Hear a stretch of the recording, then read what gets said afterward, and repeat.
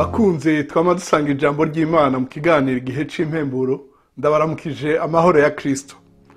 Ijambo dusangaye mu gitabo cyo gusubira mu vyagezwe gice ca 11 umurongo wa 5.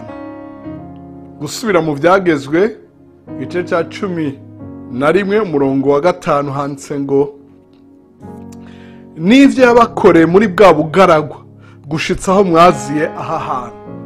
Imana ihabwe icubahiro. Mukundwa uri kuradukurikira uri wenyine cyane muri benshi, ndavuze ngo hari ivyo yagukoreye muri bwa bugaragwa gushikanya aho ugeze ubu. Ntuze wibagira ivyo yagukoreye muri bwa bugaragwa.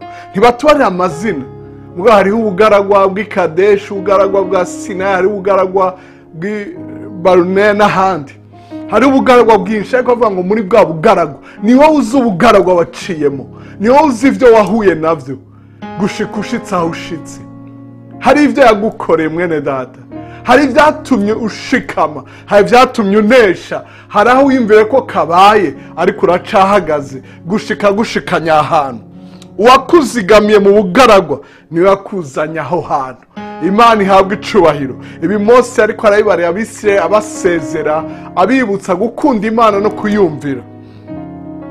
Utangure ku murongo wa mbere aravuga ngo nuko mukunda Uhoraho Imana yanyu, muze mwame mwitondera ivyo yabajeje n'amabwirizwa yiwe n'amateka yashinze n'ivyagezwe vyiwe. Abana banyu batigeze kwimenya canke kubibona siwo mbarira, ariko mwebwe uyu munsi mumenye indero Uhoraho Imana yanyu yabatoje ariyo n'ingene aruhambaye, mumenye n'ukuboko kwe kw'inkomezi kandi kwama kubanguye. Imana ishimwe cyane.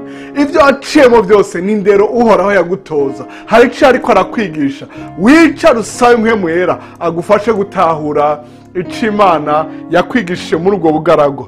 Kuko ku murongo w'8 canke ku murongo w'7 n'8 handitswe ngo n'uw'icenda handitswe ngo amaso yanyu yiboneye ivyo byose bihambaye Uhoraho yakoze.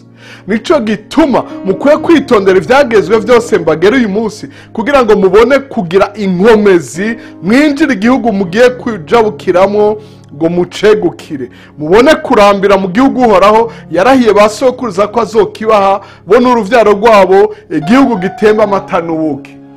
Iyo wibutse ivyo Imana yagukoreye ukibuka ukuboko kwe gukomeye, biragukomeza bikaguha kwinjira mu kintu cyose Imana iguteguriye. Aba bagomba binjiye muri Kanani, bagomba binjiye mu gihugu c'isezerano, bari kunkengera imbere yacu kugira ngo ugire inkomezi. Iyo wibutse ivyo Imana yakoze muri kahise biraguha inkomezi ubu, bikagufasha n'ejo hazoza.